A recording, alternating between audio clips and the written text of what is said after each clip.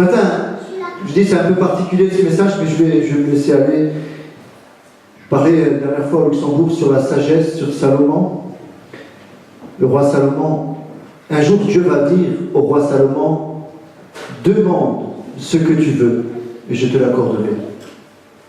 Ce matin, si Dieu nous dit, demande ce que tu veux, est-ce que vous avez une demande précise à faire à Dieu? Demande ce que tu veux, je te l'accorderai. Dans votre cœur. On va prendre quelques secondes. Voilà, Dieu nous dit ce matin, demande ce que tu veux, je te l'accorderai. À savoir que lorsque nous demandons quelque chose à Dieu, la Bible nous dit de prier selon sa volonté. C'est sûr que si vous priez tous pour gagner le loto, qu'est-ce que vous allez faire après avec l'argent? Vous allez avoir des problèmes. Si ben vous allez voir qu'on peut avoir des problèmes avec l'argent. Si tout le monde gagne, il ne restera pas grand-chose. Amen. Alors, qui est Salomon? Qui est Salomon? Alors, nous allons lire un passage du livre de l'Ecclésiaste. L'Ecclésiaste, donc c'est Salomon qui a écrit ce livre. L'Ecclésiaste veut dire celui qui s'adresse à une assemblée. Voilà, quand vous lisez le livre de l'Ecclésiaste, vous pensez à cela. Ça veut dire celui qui s'adresse à une assemblée. Très rapidement, je reprends quelques points et après je vais bifurquer un petit peu. Donc, Salomon a écrit 3 livres. Dans sa jeunesse, il a écrit le Cantique des Cantiques. J'invite à tous les amoureux à lire, on est tous amoureux d'ailleurs, à lire ce livre. Les Proverbes vers le milieu de sa vie. Et quelque temps avant sa mort, ce livre de l'Ecclésiaste. Alors, Salomon va dire un jour à Dieu, accorde, il va faire cette prière, et c'est à ce moment-là que Dieu va lui dire, demande-moi ce que tu veux, accorde à ton serviteur un cœur intelligent pour juger ton peuple, pour discerner le bien du mal. Cette prière a plu à Dieu. Est-ce que dans la prière que vous avez levée ce matin, ça faisait partie? Accorde-moi un cœur intelligent, accorde-moi un cœur sage. Et la Bible dit que cette prière plut à Dieu. Ça, c'est des prières qui plaisent à Dieu. De vouloir lui ressembler, d'avoir son intelligence, sa sagesse. Alors, qu'est-ce que la sagesse? La sagesse, c'est une qualité de quelqu'un qui fait preuve d'un jugement droit, voire averti dans ses décisions, ses actions. La sagesse consiste à se conformer à la volonté de Dieu et à ne pas se faire des plans qui peuvent venir à la traverse des siens. Maintenant, je voudrais un tout petit peu parler de la sagesse, et en lisant cela, en parlant de la sagesse, croyez-moi, je suis le premier à demander à Dieu de la sagesse, je me mets loin au-dessus du lot, mais je me mets vraiment parmi ceux qui ont vraiment besoin de découvrir la sagesse de Dieu et qui prient dans ce sens. Alors, ce matin, je vais me laisser aller en voyant certaines situations dans la vie des uns, des autres, personnes que nous connaissons. On a des réflexions qui viennent tout naturellement. On se dit, mais est-ce qu'ils ont réussi leur vie? Si par exemple nous devions mourir demain, on repousse toujours cette réalité-là, mais est-ce que nous pouvons dire, j'ai réussi ma vie, j'ai profité de ma vie, ou nous allons dire, j'ai galéré toute ma vie, quelle vie de misère? Quel constat? Quelqu'un disait, est-ce que tu penses le jour de tes obsèques, le monde qu'il y aura? À ceci tu reconnaîtras l'amitié que tu avais envers les uns et les autres. Je dis cela, ce matin je veux éveiller plusieurs choses en nous. Salomon, qui a été l'homme le plus sage de la terre, le plus intelligent, va mal terminer sa vie. Et je vais commencer, avant de lire au début du chapitre 3, je vais tout bousculer. Je vais lire la fin d'Ecclésiaste. La fin des discours de Salomon. À la fin de sa vie, voilà ce qu'il va dire. Je vais parler après ce qu'il a dit pendant sa vie au début, mais tout de suite, c'est comme si on commence par le dessert.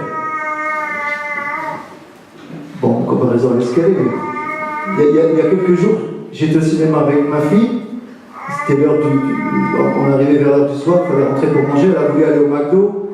Bon, comme je suis soumis à ma fille, je lui ai laissé manger parce que moi je préfère la nourriture de ma femme, je suis honnête, désolé pour les McDonald's. Mais j'ai quand même pris un dessert. Mais je me suis dit, mais après tu vas manger. Mais je me dis, c'est bon, il n'y a pas de règle, une bonne glace. Donc on va commencer par la fin du discours de Ecclésiaste. Vous savez ce qu'il va dire à la fin de sa vie? Crains Dieu et observe ses commandements.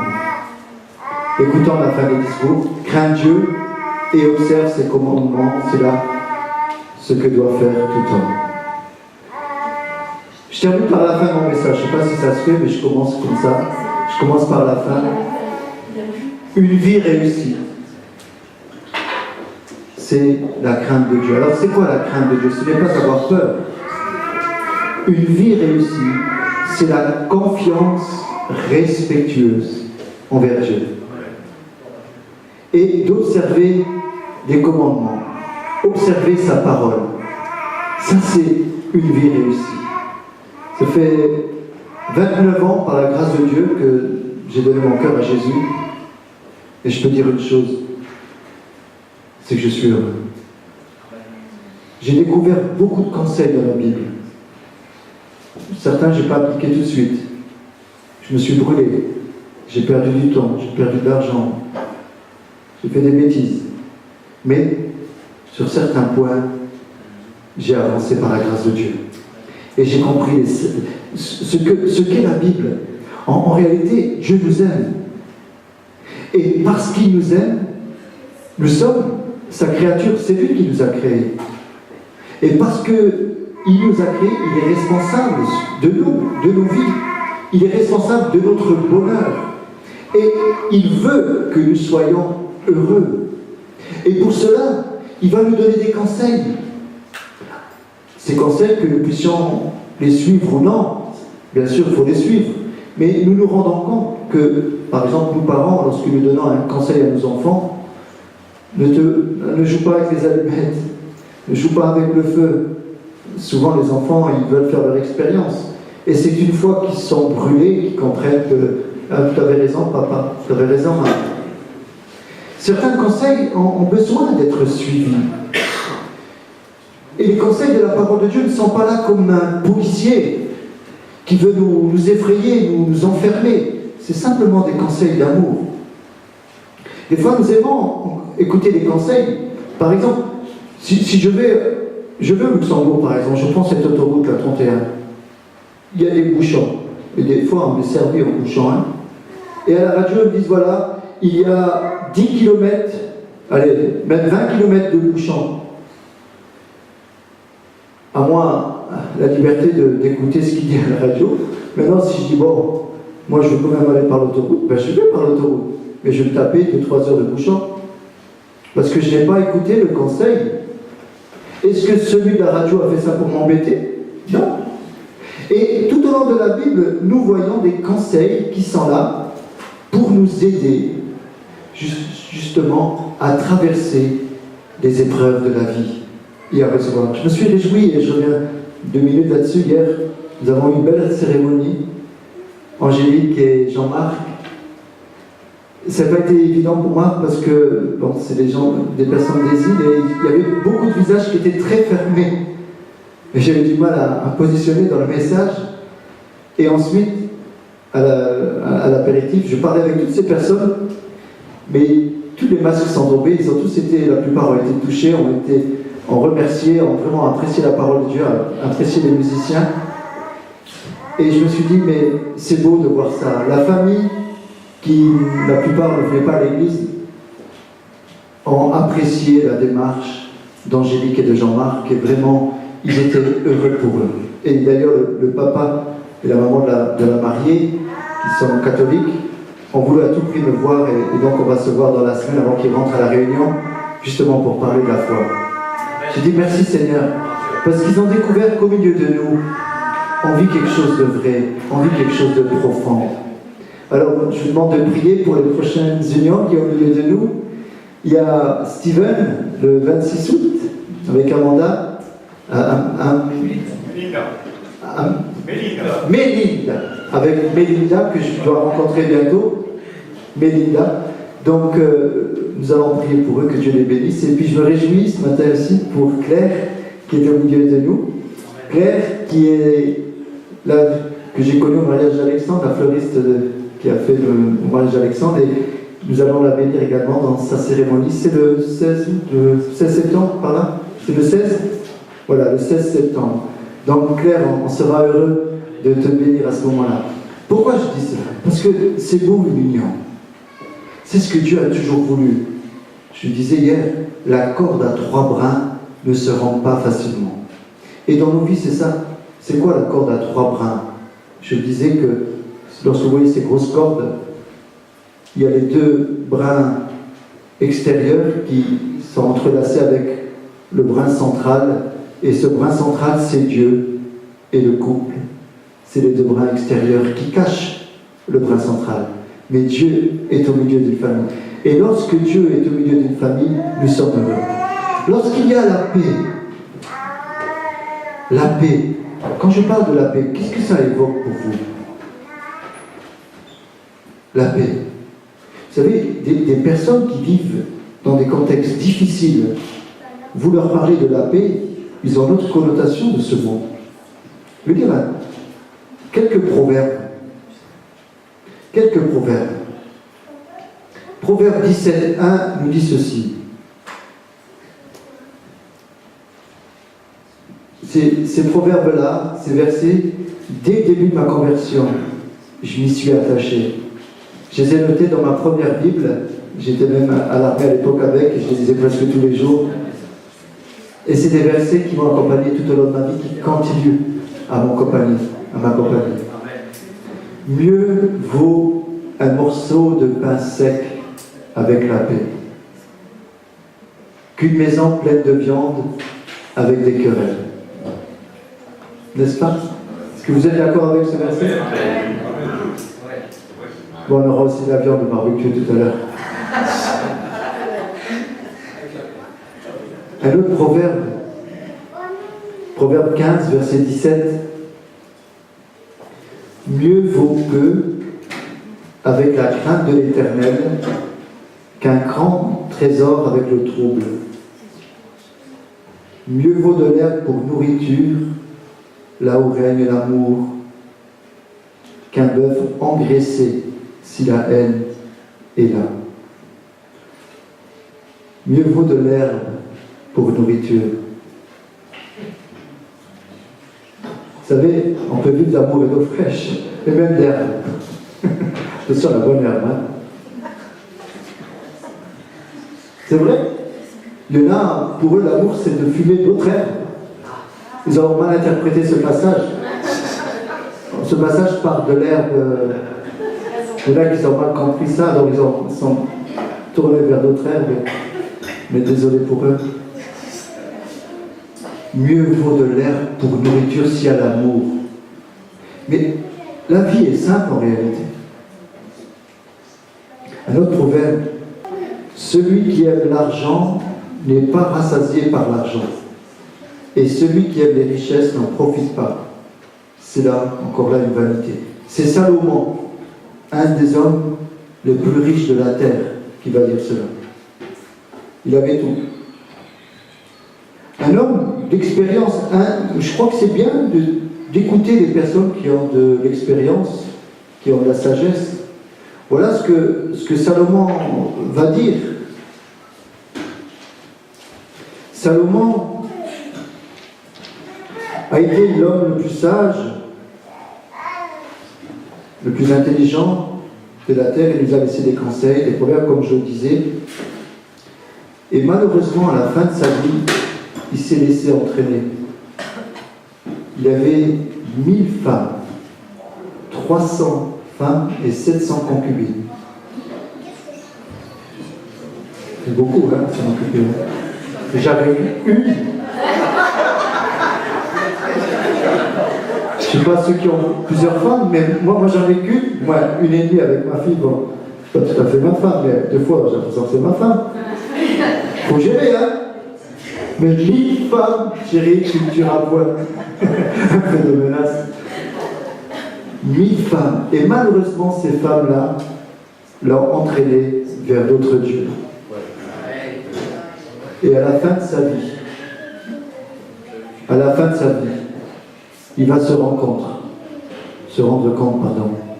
qu'il a tout perdu, qu'il est passé à côté. On va lire, donc je disais, avant de lire, je fais tout à l'envers, hein, c'est volontaire. Salomon a connu la richesse, le pouvoir, l'honneur, la célébrité, les plaisirs sensuels, tout en grande abondance. Et pourtant, il va se rendre compte que ces choses ne sont pas les plus importantes. Il va se rendre compte que tout ce qui est matériel, le matérialisme, les désirs, ce n'est pas ce qui va combler sa vie, combler son cœur. Moi, je crois qu'il y a un temps pour toutes choses dans nos vies. Et on va lire Ecclésiaste 3. Il y a un temps pour toutes choses. Un temps pour naître et un temps pour mourir. Un temps pour planter et un temps pour arracher ce qui a été planté. Un temps pour tuer et un temps pour guérir. Un temps pour abattre et un temps pour bâtir. Un temps pour pleurer et un temps pour rire. Un temps pour se lamenter et un temps pour danser. Un temps pour lancer des pierres et un temps pour ramasser des pierres. Un temps pour embrasser et un temps pour s'éloigner des embrassements. Un temps pour chercher et un temps pour perdre. Un temps pour garder et un temps pour jeter. Un temps pour déchirer et un temps pour coudre. Un temps pour se taire et un temps pour parler. Un temps pour aimer et un temps pour haïr. Un temps pour la guerre et un temps pour la paix. Quel avantage celui qui travaille retire-t-il de sa peine?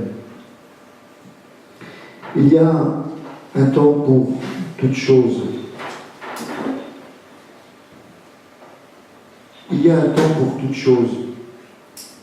Lorsque c'est le temps d'une chose, ce n'est pas le temps d'une autre chose.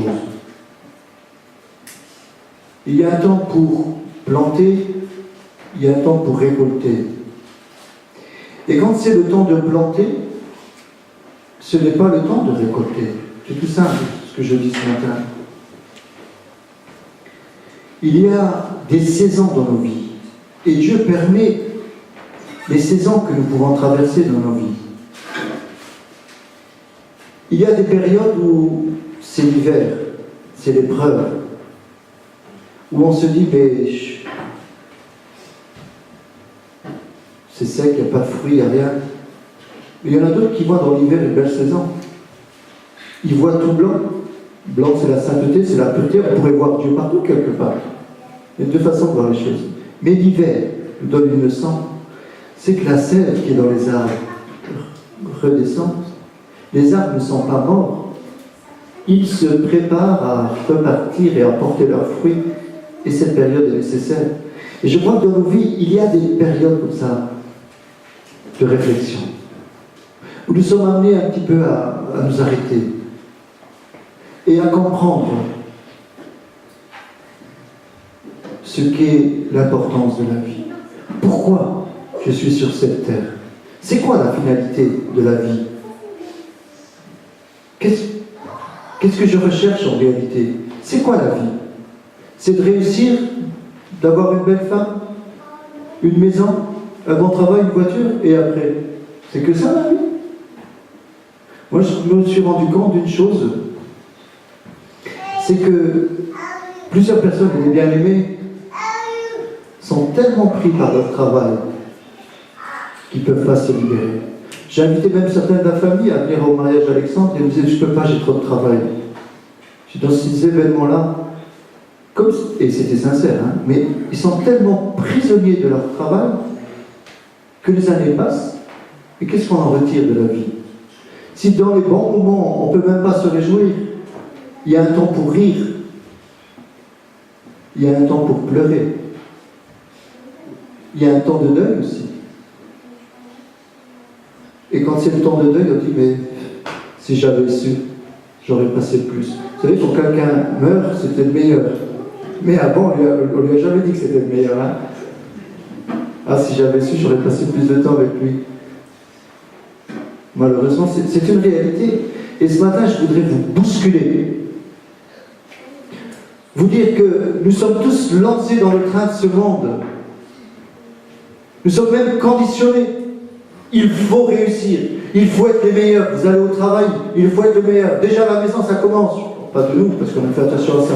Mais il faut que tu deviennes un avocat, il faut que tu deviennes un docteur, il faut que tu deviennes ici. Des pauvres gamins qui n'ont pas les facultés, on les force à devenir quelqu'un et qui n'ont pas forcément cherché à être. Ou qui... Moi j'ai 2 fils, ils n'ont pas du tout la même façon d'être. J'en ai un qui est plus porté vers les travaux manuels, l'autre qui est plus porté vers l'administratif, toutes ces choses. Et je respecte, et tous les deux sont performants dans leur domaine. Mais je ne peux pas demander à l'un d'être comme l'autre. Pourtant, elle a fait de la même manière, elle sent. C'est comme ça. Je ne suis pas sûr.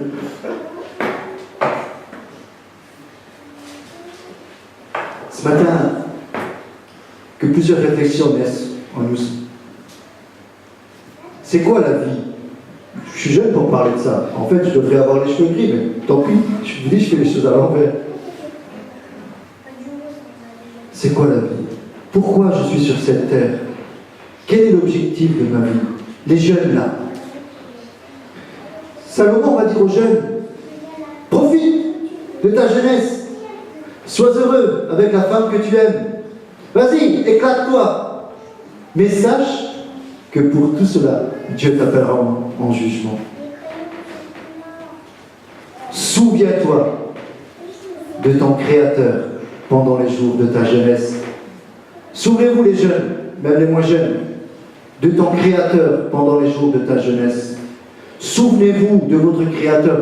Nous sommes créés, nous avons un Père, nous avons un Créateur. Notre Créateur, ce n'est pas le singe. Notre Créateur, c'est Dieu. Il nous aime et il est responsable de notre vie. Et il nous a donné un code.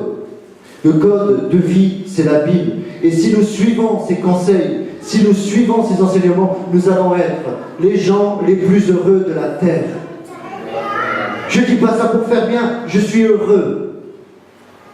Même quand on passe par des moments difficiles, je suis heureux, vous savez pourquoi? Parce que Dieu m'aime. Je sais qu'il habite en moi. Et si demain je dois mourir, je n'ai pas peur.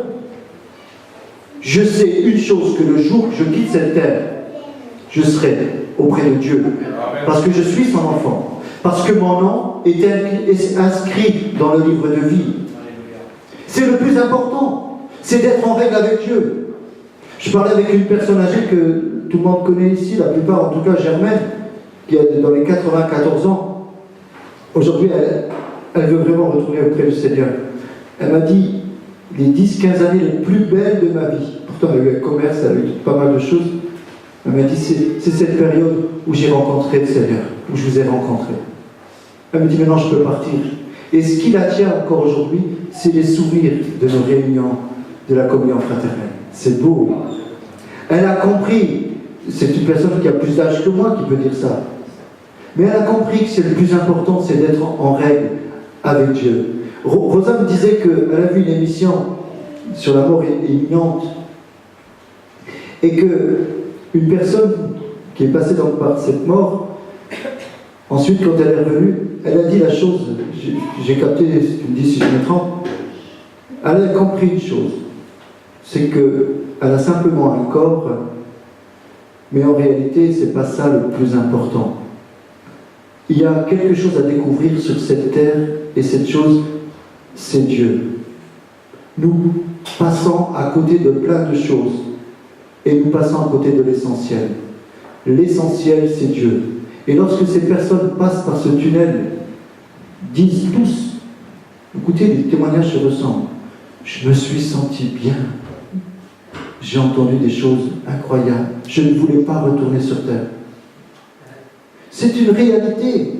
Aujourd'hui, la société veut nous tromper. Elle nous prend notre temps.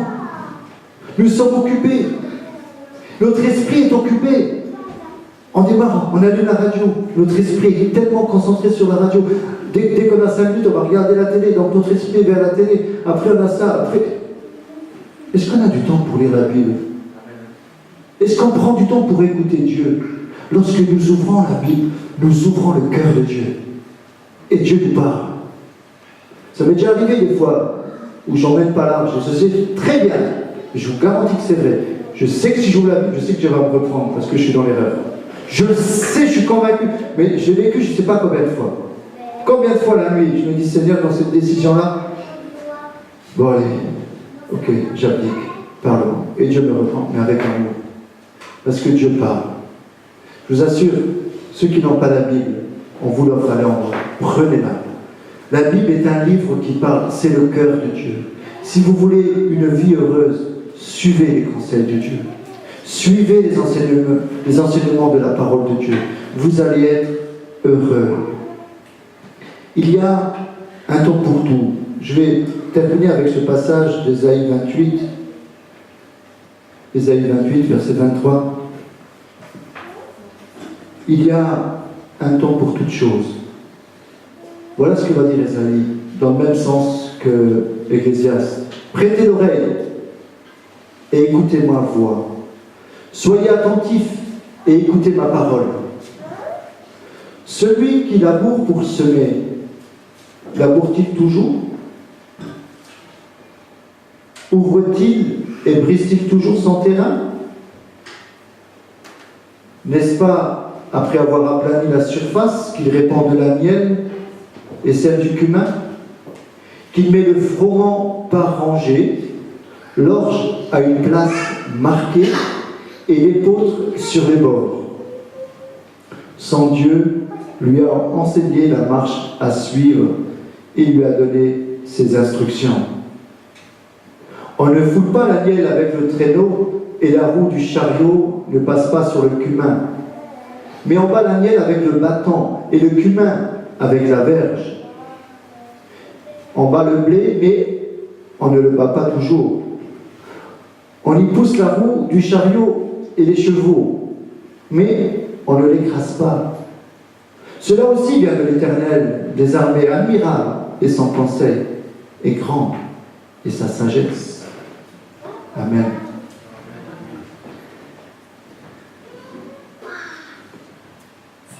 Quand c'est le temps d'ouvrir la terre, il ne faut pas semer tout de suite, il faut d'abord ouvrir. Quand c'est le temps de labourer, quand c'est le temps de récolter, Dieu est un Dieu d'ordre. Dieu est aussi un Dieu de discipline. Et c'est important de comprendre que nous avons un Dieu de discipline, un Dieu d'ordre. Et souvent, ça m'est arrivé surtout au début de ma conversion, sous prétexte de la foi, on fait des fois un peu n'importe quoi. On demande un peu n'importe quoi. On se lance des fois dans des choix qui sont un peu douteux. On dit oui, mais moi j'ai la foi. On est prêt à attaquer des montagnes et oui, parce que j'ai la foi. Alors on va prendre quelques versets de la Bible et en disant oui, j'ai la foi, je vais y aller, rien n'est impossible à Dieu. Oui, ok, rien n'est impossible à Dieu. Mais Dieu t'a donné un cerveau. On a aussi l'intelligence dans la foi. C'est pas parce qu'on a la foi qu'on peut faire n'importe quoi. Il y a aussi le bon sens. Nous avons lu. Déjà, il faut écouter sa voix, comme disait Mario tout à l'heure. Il met le froment par rangée. L'orge a une place marquée. L'épeautre sur les bords. Son Dieu lui a enseigné la marche à suivre.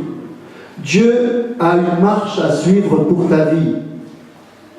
Jeune homme, qui que tu sois, jeune fille, qui que vous soyez ce matin, notre Dieu vous enseigne une marche à suivre. Est-ce que vous voulez suivre la voie de Dieu? Je parle à vos cœurs ce matin. Il y a un temps pour vous. Il y a un temps pour vous consacrer. Il y a un temps pour vous mettre à part. Il y a un temps pour prier.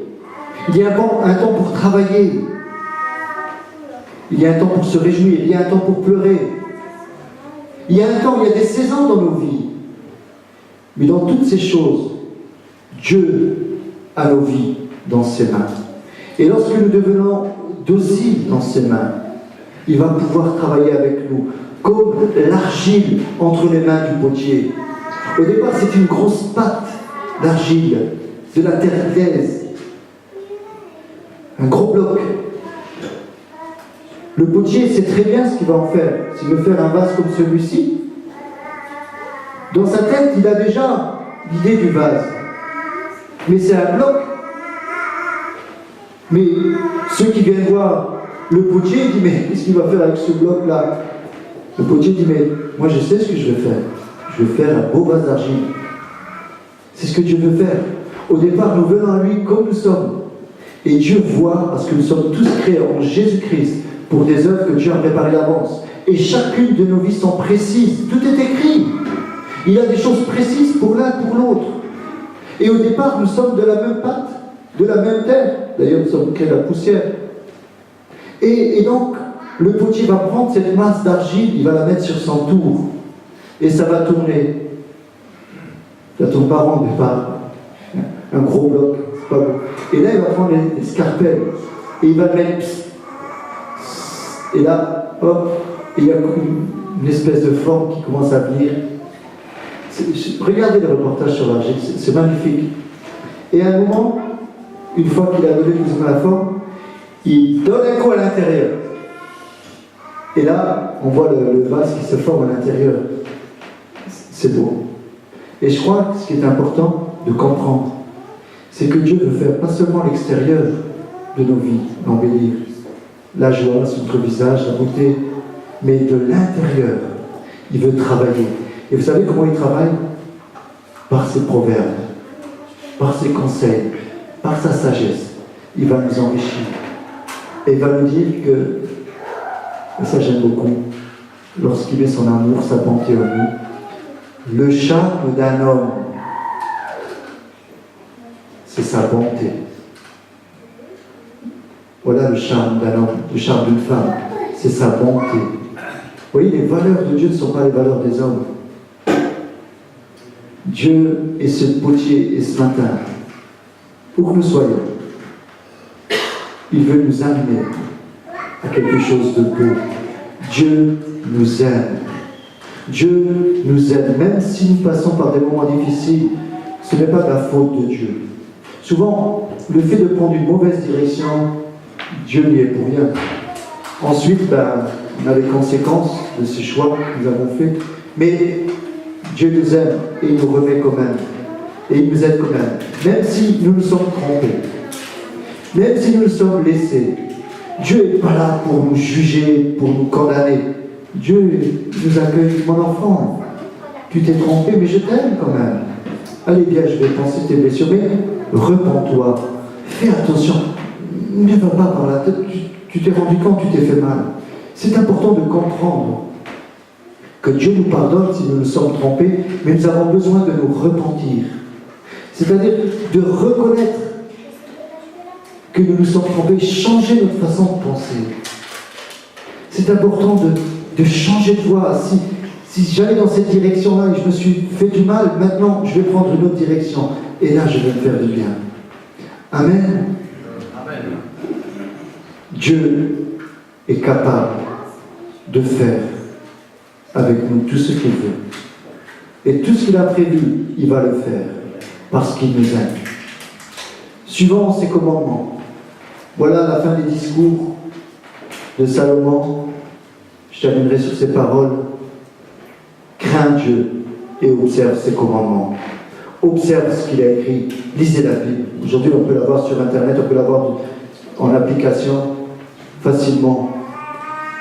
Lisez la Bible, c'est de la bonne lecture, c'est de la bonne nourriture. L'homme ne vivra pas de pain seulement, mais de toute parole qui sort de la bouche de Dieu. Et ce qui sort de la bouche de Dieu est bon pour nous. C'est des paroles créatrices. Dieu est merveilleux. Amen. On va prier.